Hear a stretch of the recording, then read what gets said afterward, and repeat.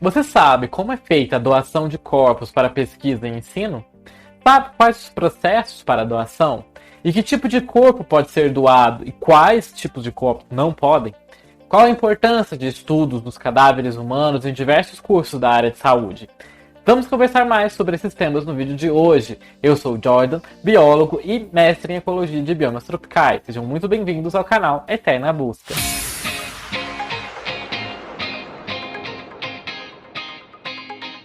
Vamos começar sobre como se preserva um corpo. A partir do século XIX, o uso de formol melhorou muito a conservação dos cadáveres.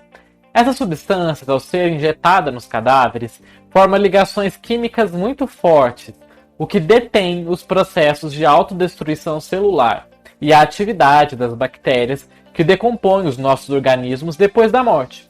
E nós já falamos sobre esse processo da decomposição e dos seus estágios no nosso vídeo anterior, introdutório. Não é bem introdutório, mas relacionado com esse, falando sobre a questão das fazendas de cadáveres e a importância dos estudos de decomposição dos corpos humanos. Vou deixar linkado aqui para vocês conferirem, ficou muito legal. Esses corpos conservados em formol são os que servem para formar os estudantes de anatomia, como se eles estivessem diante de um livro.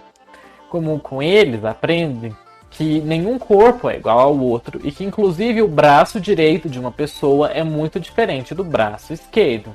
Aqui vocês podem ver como é um laboratório de anatomia, aqui no caso da Universidade Federal de Santa Maria. Então é sempre colocado nessas bancadas, né? Quando a gente vai estudar, a gente fica ao redor do corpo. Eu já estudei, né, a anatomia, então o formol tem um cheiro bastante forte, então tem essa pia, ela vai escorrendo, né? Tem um buraco que vocês estão vendo, para que as peças cadavéricas ficam ali em cima, então escorre e fica ali. O formaldeído conserva as estruturas básicas de um organismo, mas eles têm algumas limitações. As ligações químicas que detêm a decomposição, ela enrijece os tecidos, o que diferencia bastante do material de estudo de uma pessoa doente que vai precisar ser operada. Então é muito diferente você ver lá aquele cadáver enrijecido de uma pessoa na prática, né, como uma pessoa viva, né? Uma das opções para superar essas limitações é o uso de corpos fragmentados e congelados. Assim, cada parte com a que se deseja trabalhar é descongelada separadamente. Essa técnica melhorou as condições de trabalho dos cirurgiões, que vão dissecar os cadáveres durante o inverno para aproveitar o frio. Isso na Europa, né, esse tipo de técnica.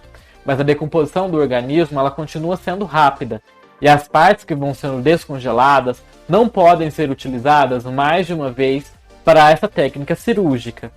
Assim, se um crânio ele é descongelado para um estudo de ouvido, ele não poderá ser aproveitado para um outro estudo sobre a mandíbula, por exemplo, porque ele já vai ter se estragado, né? No caso, ele vai ter perdido esse aspecto mais próximo de como é uma pessoa viva. Uma terceira opção mais sofisticada, mas que também é muito mais cara, é a que Francisco Clássica, professor de anatomia humana e sua equipe, desenvolveram na Universidade Autônoma de Madrid. Essa técnica foi desenvolvida por Walter Thiel, diretor do Instituto de Anatomia da Universidade de Graz, da Áustria, após 3 décadas de trabalho. Em vez de apenas formol, Thiel injeta nos corpos uma mistura que continha uma pequena quantidade de formol, mesclada com sais, ácido bórico, antisséptico, etileno glicol e anticongelante. Esse líquido detém o processo de putrefação, esteriliza o corpo e o mantém flexível e com órgãos de aspecto muito mais parecido ao de um paciente vivo. Assim, os riscos biológicos vão ser eliminados e é possível aproveitar ao máximo as distintas partes do corpo que estão preservadas. Mas essa técnica ela é muito cara. E na Espanha, apenas a Universidade Autônoma de Madrid e a Universidade Miguel Hernández, em Elche, Alicante, fazem uso dessa técnica. Aqui vocês estão vendo uma foto do espaço dedicado à prática cirúrgica com cadáveres na Universidade Autônoma de Madrid. Esses corpos preservados são usados para que alguns dos melhores profissionais do mundo coloquem em prática intervenções experimentais, desenvolvam novas técnicas cirúrgicas. Esse é o caso de Mário Fernandes, chefe do serviço de otorrinolaringologia do Hospital Universitário de Henares, Madrid, que desenvolveu uma técnica para retirar um tumor da laringe e da faringe através da boca, sem a necessidade de realizar incisões, cortes no pescoço dos pacientes, o que diminui muito o tempo de recuperação e também as sequelas. Nos cadáveres tratados com formol, a laringe fica muito coagulada, mas com o Thiel, que é o nome dado a esse líquido especial, não. E com isso, eles podem ser utilizados para esse tipo de teste, diz Klaska. Embora muito importantes para o estudo das mais diversas áreas da saúde, existem diversos problemas para a obtenção de cadáveres para pesquisa e ensino. E vamos aqui listar alguns desses principais problemas. Um deles é a dificuldade de informação das pessoas leigas. As pessoas não sabem que elas podem doar corpo, nem por que doar corpo, e as pessoas têm muitos mitos sobre isso. Outro problema é a falta de entendimento da legislação sobre como são os trâmites para se adotar até o destino final dos corpos. Como é feito esse processo de que uma pessoa morreu e então como se vai levar essa pessoa até a universidade. Falta também de centrais que administrem o procedimento da distribuição de cadáveres para as instituições de ensino e pesquisa, sejam elas públicas ou privadas. Ou seja, ter um órgão que seja capaz de lidar com os corpos que são destinados à doação. Também existe uma falta de gerenciamento de fluxo, ou seja, ainda somado a esse problema dessa falta de processamento de novos cadáveres que chegam. Como não tem uma central, como vai se processar esses cadáveres? Porque eles precisam passar por um pré-tratamento, uma avaliação. Outro grande problema é a questão cultural e religiosa para a doação do próprio corpo. Aspectos culturais às vezes facilitam, às vezes dificultam a obtenção de corpos para ensino e pesquisa. Klaska afirma o seguinte: na Espanha, parece não existir um tabu cultural em relação à doação de corpos, que ela é mais singela do que a doação de órgãos, já que não é necessário ser jovem e nem ter um bom estado de saúde. No entanto, na América Latina, o panorama é outro. Na América Latina, ainda não se é capaz de obter cadáveres suficientes para o treinamento dos nossos cirurgiões daqui da América Latina. Um pouco mais extremo é o caso que acontece no mundo muçulmano, onde as doações são limitadas devido à tradição de enterrar os mortos com a maior rapidez possível.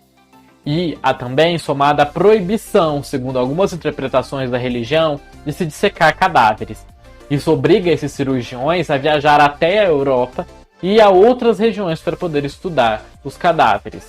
Mas existem ainda outros fatores limitantes na doação.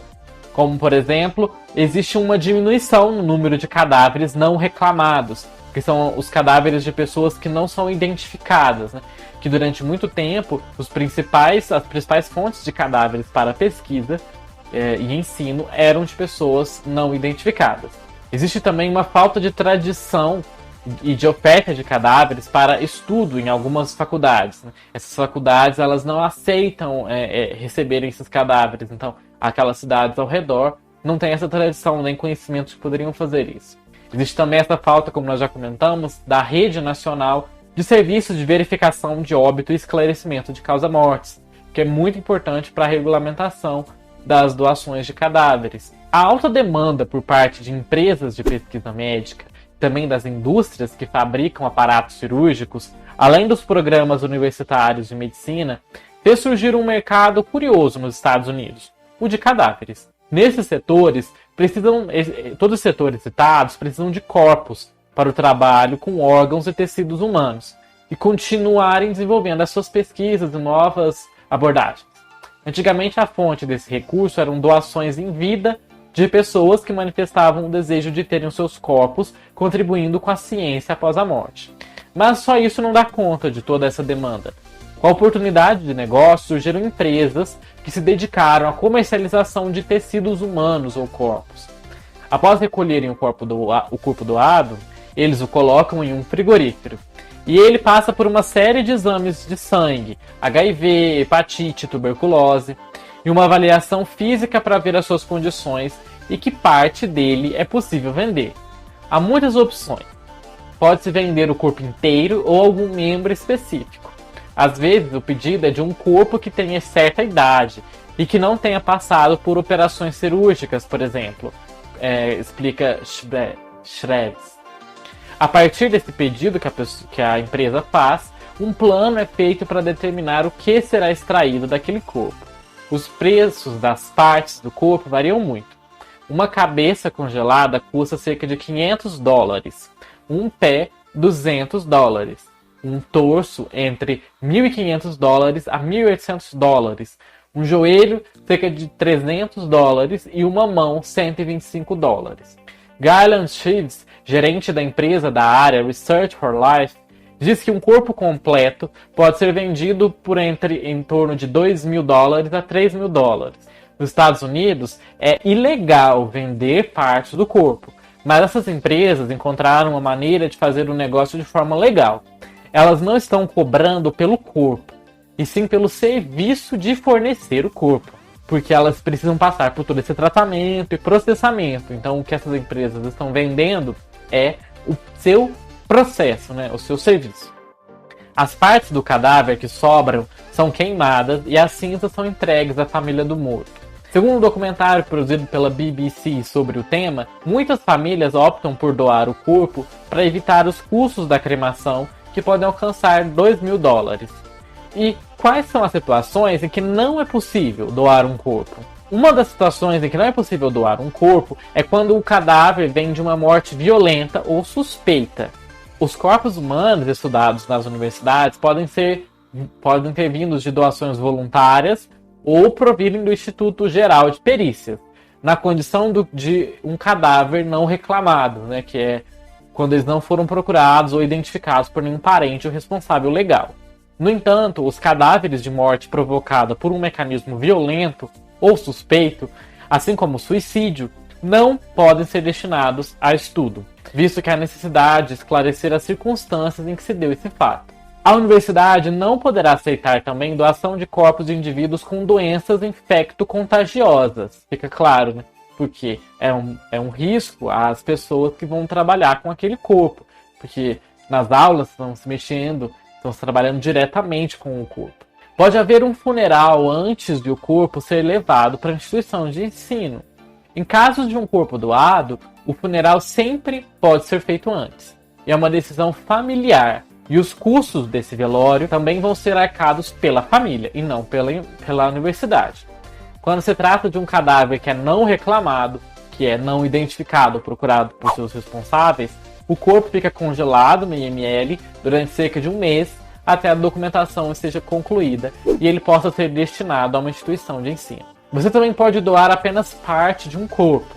As doações voluntárias podem acontecer com corpos em parte ou no todo. Em partes amputadas de corpos inteiros também podem servir para estudos em universidades. Essa pele enegrecida que vocês estão vendo é que o corpo, conforme o tempo vai passando, ele perde essa coloração rosada e ele fica com essa coloração escura. Na universidade, os corpos nunca são chamados pelo nome. Com exceção dos cadáveres que não possuem documentos de identificação, que são os indigentes, né? As universidades têm acesso aos dados da pessoa cujo corpo está sendo estudado. No caso de um cadáver não reclamado, a cópia da certidão de óbito fica em responsabilidade da universidade. E assim, também tem-se as informações sobre aquele cadáver, de onde ele veio, quando a pessoa morreu. Toda universidade ela tem o seu programa de doação de corpos, e nesse programa tem-se todos os dados dos doadores. Nome, origem, quando morreu. Contudo, dentro da universidade, o nome daquela pessoa é esquecido. Os cadáveres são chamados apenas de peças cadavéricas e identificados por números, geralmente. O tempo de vida útil, digamos assim, de cada corpo, ele é indeterminado. Essa vida útil, que é o tempo que aquele corpo vai poder ser usado durante as aulas, depende das práticas de manipulação de cada cadáver e, por isso, ela é indeterminada. Porque durante as aulas práticas de anatomia, a gente manipula os corpos, né? Existem aulas específicas para cada sistema, como o sistema circulatório, o sistema excretor. Então, a gente manuseia as partes do corpo, os órgãos. Então, várias e várias turmas de alunos estão manuseando os corpos. Com o passar do tempo, os corpos acabam sofrendo várias deteriorizações por estarem sempre ali sendo manipulados. quando são para ensino, né, quando não é para o caso de pesquisa que nós estamos anteriormente. Ao longo desses anos todos, os corpos vão deixando de ser úteis para alguns tipos de estudos. Por exemplo, as veias, elas acabam se deteriorando, outros tipos de tecidos do corpo que são mais finos e sensíveis acabam se desfazendo. Apenas quando chegam a esse ponto é que passa a ser necessário o descarte daquela peça. No entanto, os corpos que foram conservados durante anos não podem ser enterrados como uma pessoa normal por causa dos seus resíduos tóxicos. Na UFSM, o departamento encaminha para uma empresa que é responsável pelo descarte. E quais são os cursos que usam esses cadáveres? Os corpos são necessários nos diversos cursos da área de saúde, principalmente aqueles que realizam cirurgias. A maior parte desses cursos também envolvem estudos anatômicos, então não só quem vai fazer cirurgia realmente, mas diversas pessoas que estudam questões do corpo humano.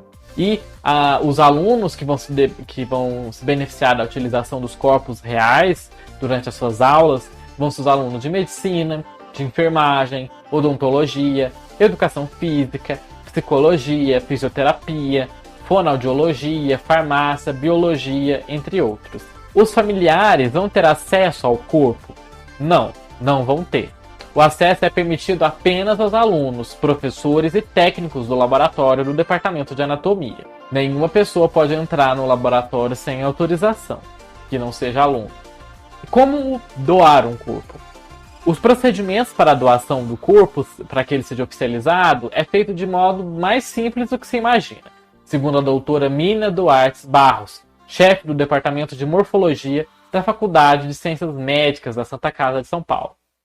Aqueles que queiram manifestar a sua vontade de doar o corpo precisam elaborar um documento, expressando o desejo de doar o seu corpo após a morte. Com essa iniciativa, diz a pesquisadora, obtém-se o consentimento do doador para que o seu corpo seja doado a uma instituição de ensino específica na área de saúde, indicado pela pessoa para fins de ensino e ou pesquisa, explica ela. A doação, de acordo com a doutora Mirna, pode ser feita por qualquer pessoa dentro das suas condições normais de saúde que esteja apta a manifestar o seu desejo e que tenha mais de 18 anos. É necessário também assinar o documento que reconhecer firma em cartório e apresentar uma cópia ao centro que receberá essa doação do corpo. Além disso, recomenda-se que os familiares estejam cientes da decisão do doador. Além disso, você vai precisar preencher um modelo de doação de corpo, como este, que vai estar aqui também na descrição desse vídeo. E também é disponibilizado pela Santa Casa de São Paulo um modelo de declaração de ciência da doação de corpo. A Faculdade de Ciências Médicas da Santa Casa de São Paulo possui um processo já estabelecido para que as doações de corpos sejam realizadas. Existe uma legislação que é seguida pela instituição e existe um protocolo. Ao receber a documentação necessária do doador, o processo é levado para um cartório, onde o juiz vai dar ciência de que aquele corpo daquele indivíduo será depositado na Faculdade de Ciências Médicas da Santa Casa, e para um determinado fim, seja ele de ensino ou de pesquisa. Assim, tudo fica muito bem documentado e a responsabilidade do uso e da guarda do corpo passa a ser da instituição, que vai responder legalmente pela posse do corpo. E eu quis trazer esse vídeo aqui justamente para esclarecer a importância que é da doação de corpos. Então, assim, às vezes as pessoas não entendem como isso pode impactar positivamente para a formação de diversas pessoas que estão ali passando pela aula de anatomia. Isso é muito importante. E como nós vimos no Brasil, isso ainda é uma quantidade de doação de corpos muito baixa. Por exemplo, na Universidade Federal de Ouro Preto, onde eu estudei, os corpos são bastante antigos, então faz muitos e muitos anos, né, que não recebe-se novos corpos, para que se possa ter esse estudo em corpos mais recentes, mais próximos de como é uma pessoa viva, que é muito importante para as pessoas que vão lidar com o corpo diretamente, como a questão dos médicos. Então, compartilhe esse vídeo para que mais pessoas saibam da importância da doação do corpo e como é simples fazer essa doação. E eu também vou deixar aqui linkado para vocês assistirem o outro vídeo falando sobre a questão da importância do estudo de cadáveres, que nós falamos já anteriormente, e outros vídeos de uma playlist bastante interessante para vocês conferirem sobre mais curiosidades biológicas. Vejo vocês no nosso próximo vídeo e até mais!